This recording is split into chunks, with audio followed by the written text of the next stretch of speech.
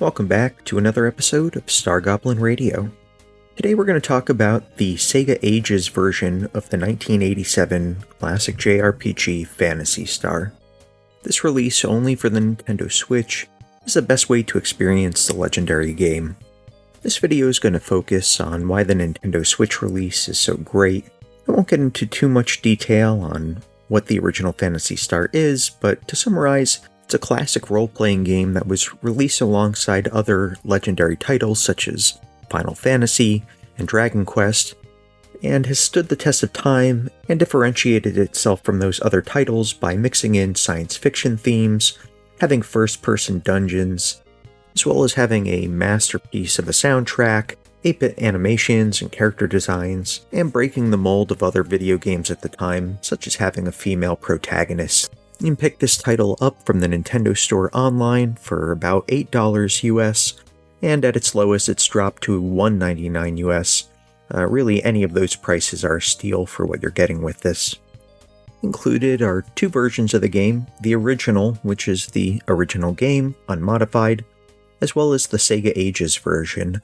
The Sega Ages version is the same as the original, with the exception that the number of random encounters is lowered, so you'll be fighting a lot less monsters, and the monsters that you defeat have more money and experience points rewarded, so the game becomes less grindy and doesn't penalize you for having less combat as you adventure.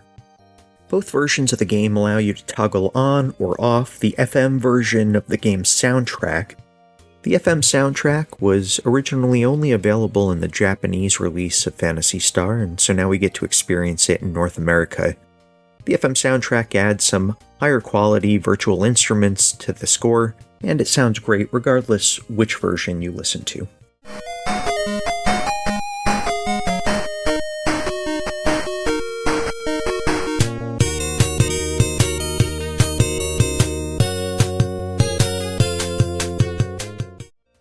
The main menu also has a monster guide which shows the bosses and monsters you've defeated as you play. Every monster you've defeated unlocks a record that shows the monster's stats, its combat animation, and has a little blurb describing it. I appreciated this feature from a completionist point of view. It gave me more to do after finishing the main story to go back and get 100%, finding everything the game has to offer. The main menu's manual option will minimize the game and open the manual in a browser and allow you to navigate it there. This manual is not the same as the original one that was included with the game, though it has all the important information in it, as well as pointing out some issues that exist within the game that you might want to be aware of before you start to spend your time trying to complete it. Also check out my video on how to not softlock Phantasy Star, where I've highlighted some of these more critical ones that can really cause you to have a bad day. And lastly, from the main menu, we can navigate to the staff credit screen, where we can see the staff that worked on the game, as well as some character animations and some pretty great Phantasy Star art. We can use the continue option from the main menu to start playing from wherever we last left off, and once we're in gameplay, we can hit pause to get to even more options that were not previously available. First off, we have an extended manual here with information on spells, items, weapons, and armor. Each listing tells you the name of the spell or equipment, the characters that have access to them, and what they do. This is really convenient because most items and spells have no definition within the game itself, and so instead of having to pull up a PDF or open a manual, you can just pause the game and quickly find out what you're trying to determine. The game's settings allow you to modify the game between the English version and the Japanese version, and the Japanese version exists in both hiragana and katakana alphabets. From the same screen, we have a quality of life improvement, which allows you to toggle your walking speed from normal, which was present in the original game, to speedy, which allows you to travel much quicker. The controller menu allows us to add a fast forward option. This was not mapped during my first playthrough, and I didn't even realize it existed until my second playthrough. But it's a great feature. It allows you to speed up the game itself, so your walking speed's going to increase, in-game text dialogue is going to appear much faster, it speeds up saving, combat, everything. It's worth noting that the way they designed this fast-forward feature is better than I've seen in any other game. I've played other versions of Phantasy Star that have a fast-forward button, and when you use the fast-forward in other games, it tends to distort the screen, like you're fast-forwarding an old VHS tape, and it changes the playback speed of the music. Whereas with the Sega Ages version of Phantasy Star, while the game itself speeds up, it doesn't distort gameplay at all. The music is the same speed regardless of whether or not you're holding down the fast forward button. Everything looks great, and it allows you to travel quicker, grind for more XP and money quicker, and still get to experience the game without that interruption. The game settings allow you to change the display, so you can change the size of the screen itself, stretching it or shrinking the dimensions. There's also various effects which allow you to either smooth out the game's pixels or to emulate old CRT displays. From the display menu, we also have another quality of life improvement, which is to add an in-game map. The map can be moved around the screen or completely hidden if you prefer not to have it at all. And finally, from the displays, we have wallpapers.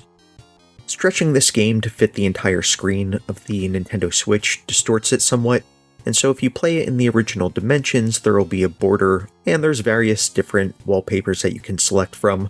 Only the first wallpaper has a Phantasy Star theme, and the others are sort of generic and not really noteworthy. Sega Ages also has an in-game music player, allowing you to listen to the entire soundtrack, either as 8-bit or FM. Thanks to the quality of life improvements, the Sega Ages version is the best way to play the game.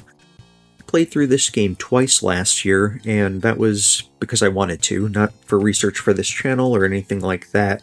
This version of the game allowed me to beat it within a reasonable amount of time, with a reasonable amount of effort, and anyone looking to experience the original Phantasy Star or return to it, this version is an excellent way to experience it for the modern gamer.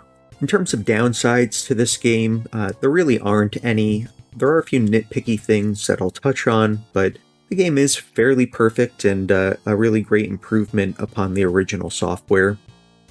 First, while Sega Ages Phantasy Star is what I would call a perfect release, Phantasy Star itself does have some flaws, and those original issues with the game are still included in this version. Next is a small gripe about the in-game map. Now, I don't think I would have played through this game twice in 1 year if not for the in-game map feature, so I definitely am grateful for it.